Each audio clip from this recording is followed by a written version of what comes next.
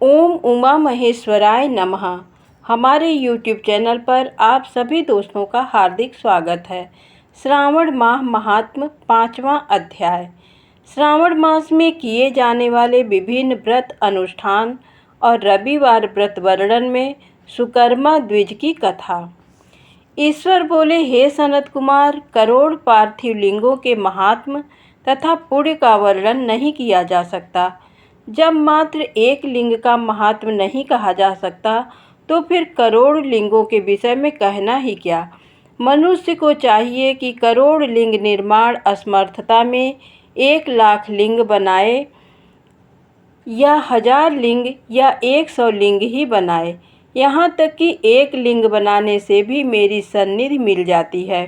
खडाक्षर मंत्र से 16 उपचारों के द्वारा भक्तिपूर्ण मन से भगवान शिव की पूजा करनी चाहिए। ग्रह यज्ञ के साथ उद्यापन करना चाहिए। उसके बाद होम करना चाहिए और ब्राह्मणों को भोजन कराना चाहिए। हे सनत कुमार, इस अनुष्ठान को करने वाले की अकाल मृत्यु नहीं होगी। ये व्रत बांझपन को दूर करने वाला, सभी विपत्तियों का नाश करने वाला तथा सभी संपत्तियों की वृद्धि करने वाला है। मृत्यु के पश्चात वह मनुष्य कल्प पर्यंत मेरे समीप कैलाशवास करता है।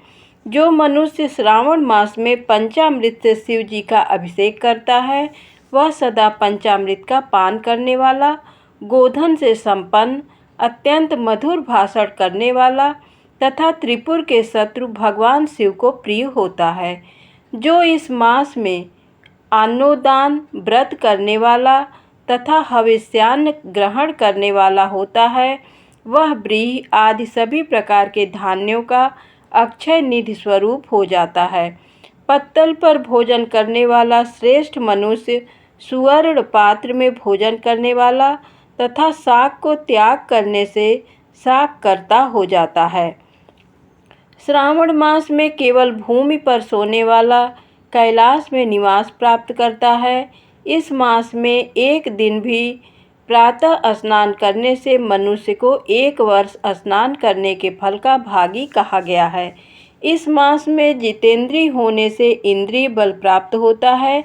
इस मास में स्फटिक, पाषाण, मृत्तिका, मरकत मणि, पिष्ट, धातु, चंदन, नवनीत आदि से निर्मित अथवा अन्य किसी भी शिवलिंग में, साथ ही किसी स्वयं आविर्भूत न हुए लिंग में श्रेष्ठ पूजा करने वाला मनुष्य सैकड़ों ब्रह्म हत्या को भस्म कर डालता है।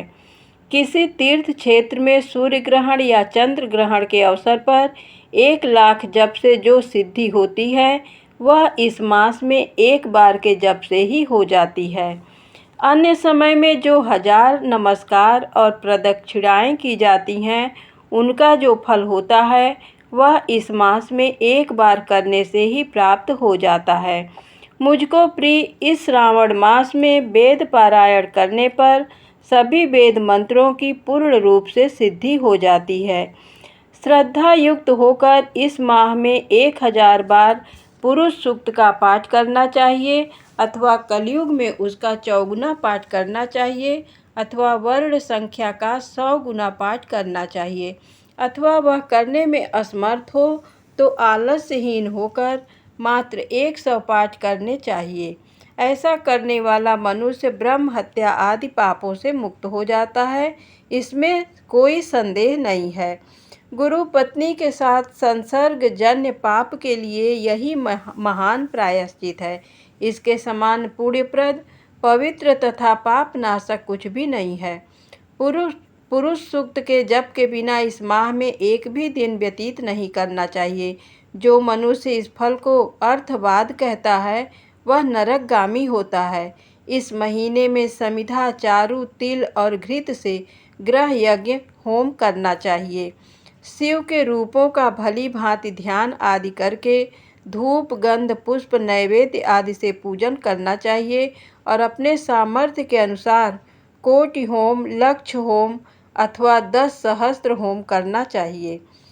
व्याहृतियों ओम भूः, ओम भुवः, ओम स्वः के साथ तिलों के द्वारा भी यह ग्रह यज्ञ नामक होम किया जाता है। हे सनत कुमार, इसके बाद अब मैं वारों के व्रतों का वर्णन करूँगा, आप सुनिए। हे अनग, उनमें सर्वप्रथम मैं आपको रविवार का व्रत बताऊंगा। इस संबंध में लोग एक प्राचीन इतिहास को कहते हैं।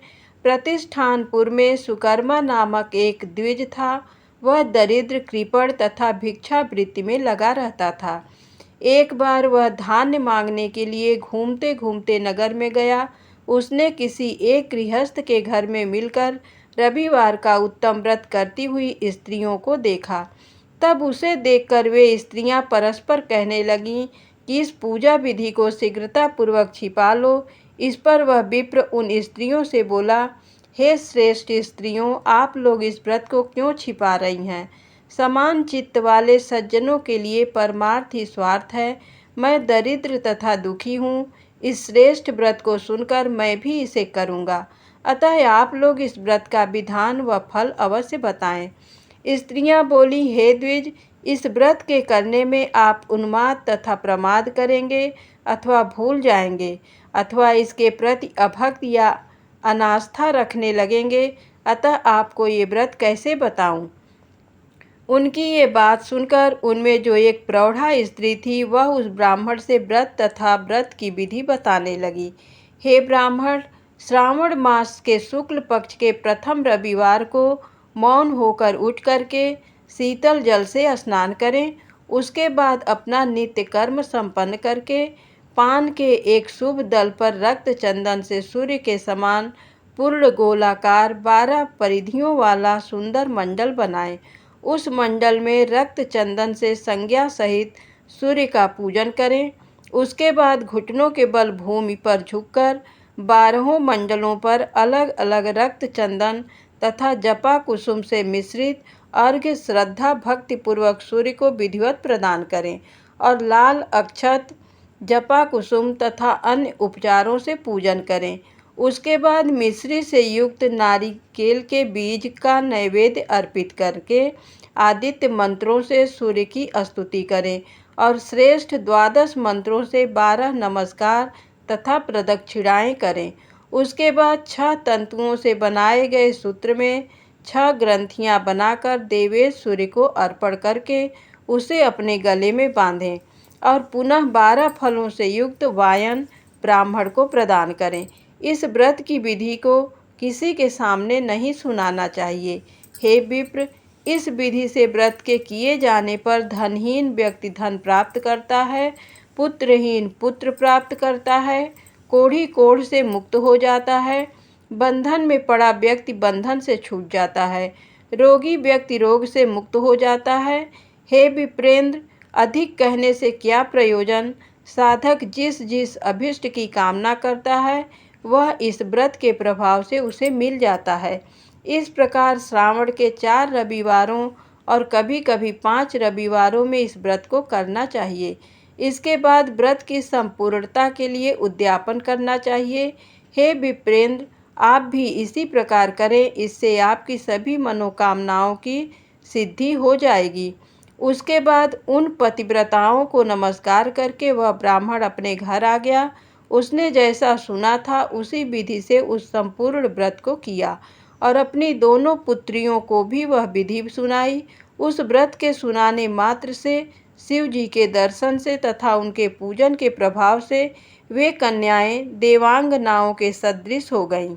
उसी समय से उस ब्राह्मण के घर में लक्ष्मी ने प्रवेश किया और वह अनेक उपायों तथा निमित्तों से धनवान हो गया। किसी दिन उस नगर के राजा ने ब्राह्मण के घर से होकर राजमार्ग से जाते समय खिड़की में खड़ी उन दोनों सुंदर तथा अनुपमेय कन्याओं को देख लिया। तीनों लोकों में कमल, चंद्रमा आदि जो भी सुंदर वस्तुएं हैं, उन्हें वे दोनों कन्याएं अपने शरीर के अवयवों से तिरस्कृत कर रही हैं।